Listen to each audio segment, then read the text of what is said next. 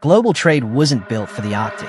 Everything depends on fixed routes. Suez, Malacca, predictable corridors that have defined shipping for decades. Routes that are mapped, insured, and trusted. But in 2025, something didn't follow that system.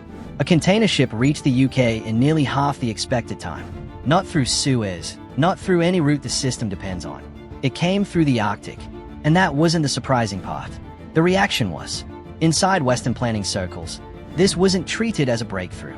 It was treated as a warning. Because this wasn't a one-off experiment.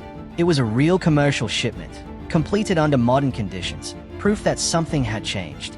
A route that was supposed to stay unreliable is starting to work. And more importantly, someone is already preparing to use it at scale. Not later now, because this isn't just about moving goods faster. It's about what happens when global trade no longer depends on the same choke points. And once that shift begins, it doesn't stay contained. So the real question isn't whether ships can cross the Arctic. It's who is turning that possibility into a system before anyone else is ready. For decades, Arctic shipping sat in the same category as ideas that sound powerful, but never scale. Too much ice, too much uncertainty, not enough infrastructure. You could cross it, but you couldn't depend on it. And in global trade, dependence is everything. Shipping doesn't reward shortcuts. It rewards predictability. That's why the world kept using the same routes. Suez wasn't perfect. It was stable. The Arctic was the opposite. Unstable, seasonal, expensive to insure, nearly impossible to plan around. So even when the distance advantage was obvious, it didn't matter. Because distance doesn't move cargo. Reliability does. And the Arctic didn't have it. But that assumption started breaking quietly. Not all at once. Not in a single moment. Year by year, the ice changed. Seasonal windows stretched longer than expected. Routes that used to close early stayed open a little longer. Then longer again. And suddenly, something that used to be a narrow window started to look like a usable corridor. This is where the math becomes hard to ignore. A typical Asia-Europe route through Suez runs around 21,000 kilometers. The Arctic route cuts that to roughly 13,000. That's not a small optimization. That's a structural difference. Less distance means less time. Less time means lower fuel consumption. And under the right conditions, fewer days exposed to risk. That's why the same actors keep circling back to it. Shipping companies looking for efficiency. Russia looking to monetize its northern coastline. And China looking for something far more strategic. An alternative. Because every existing trade route shares one weakness. They pass through choke points. And choke points can be disrupted, blocked, controlled. The Arctic changes that equation. Not by replacing those routes, but by offering a way around them. That's where the pressure starts building.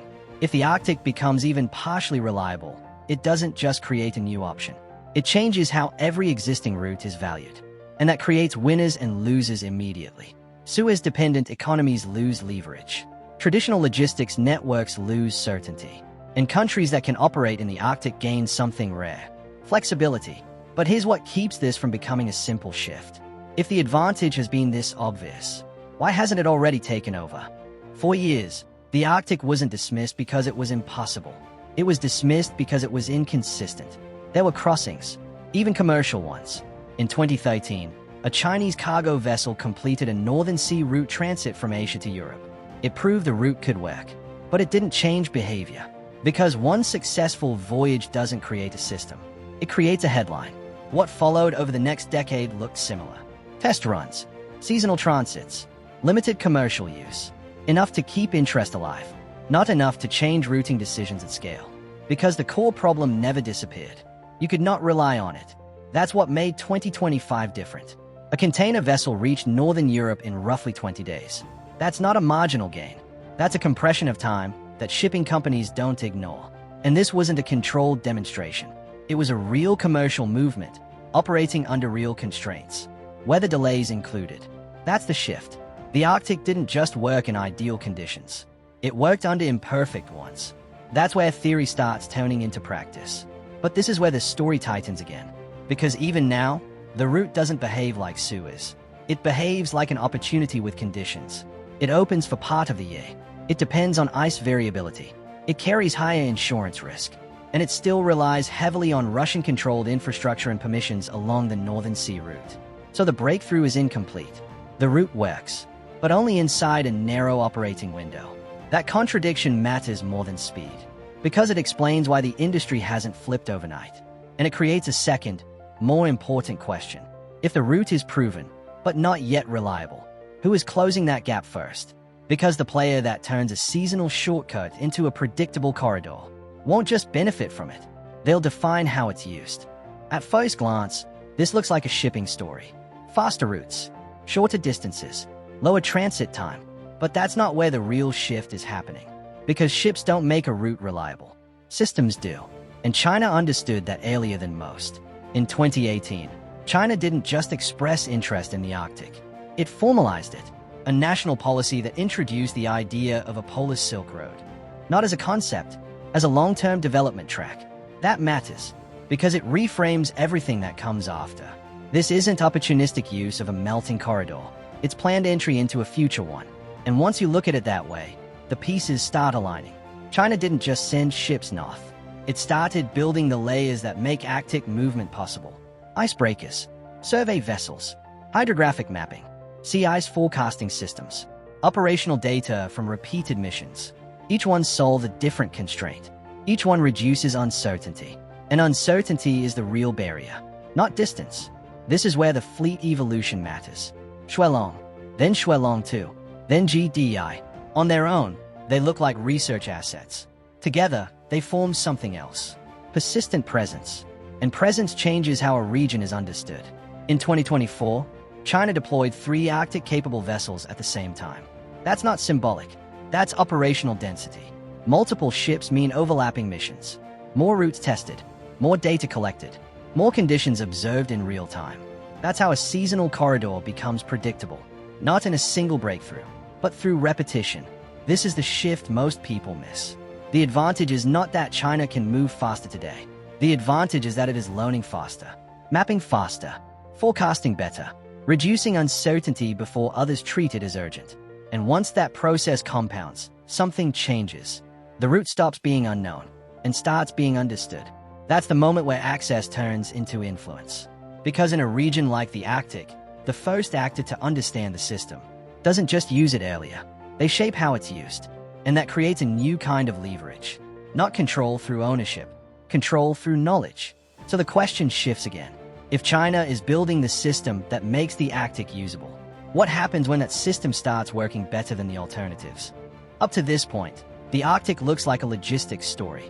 Routes, distance, efficiency. But the moment the route starts working, even partially, it stops being just that. Because trade routes are never neutral. They create leverage. And right now, the Arctic is entering that phase at the same time its governance is weakening. For years, Arctic cooperation followed a stable pattern. Scientific collaboration, environmental coordination, low political friction. But that changed after 2022. The Arctic Council, once the main forum for coordination, lost its normal function when cooperation with Russia broke down. Not permanently, but enough to disrupt how decisions are made. And that timing matters, because the region didn't pause. Activity increased, especially between Russia and China. That's where the signal becomes harder to ignore. The US Department of Defense now explicitly warns that growing cooperation between Russia and China in the Arctic could change the region's stability. Not in the future, already in motion. And the concern isn't theoretical. Russia controls the most practical Arctic shipping corridor. China is investing in the capabilities to use it. That combination creates something new, a route that exists outside traditional Western influence. And that changes how trade power works. Because the Arctic doesn't need to replace existing routes to matter. It just needs to be usable enough under the right conditions. That's where the pressure builds. A corridor that can operate alongside Suez becomes a strategic option. And strategic options reduce dependence. Reduced dependence reduces leverage.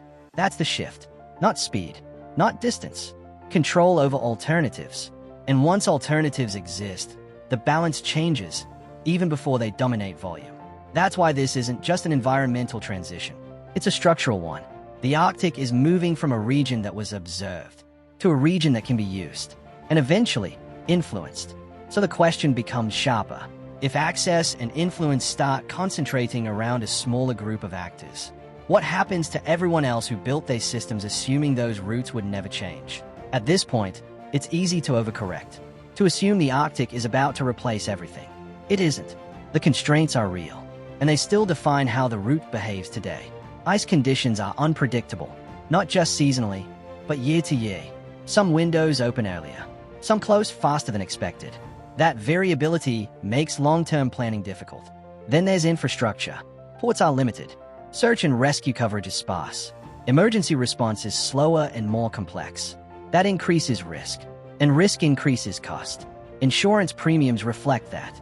So even if a voyage is faster, it isn't always cheaper. Then comes the political layer.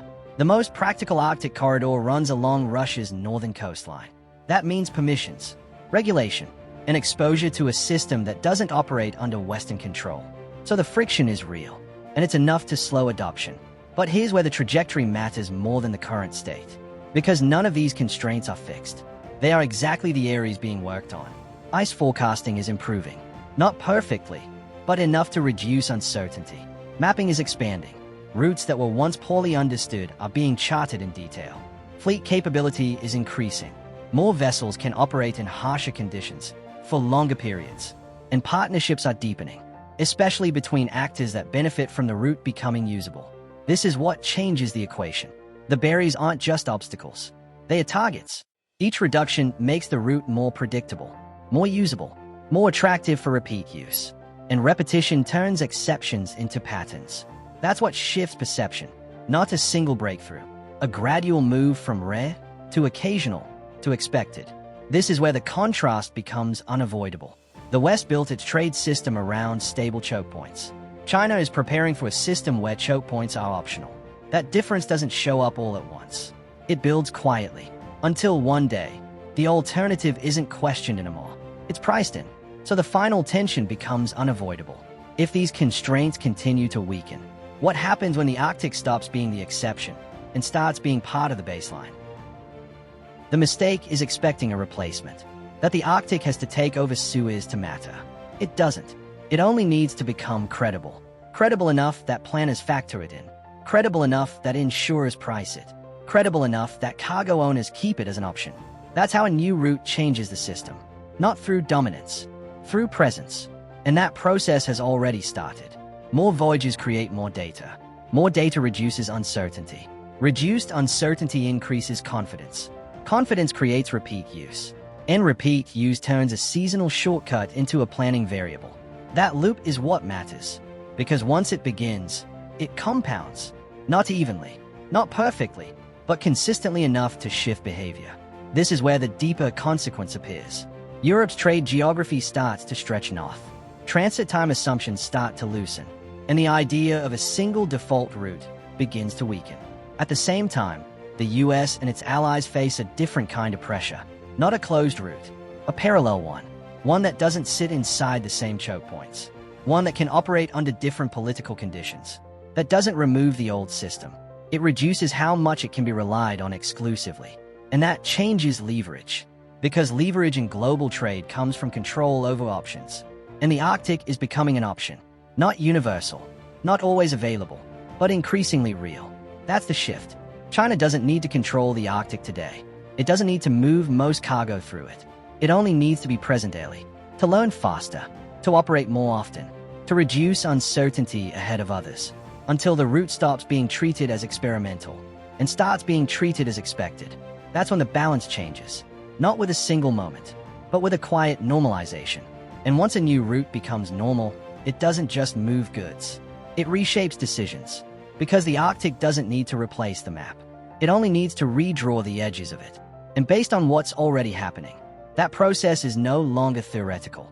It's underway.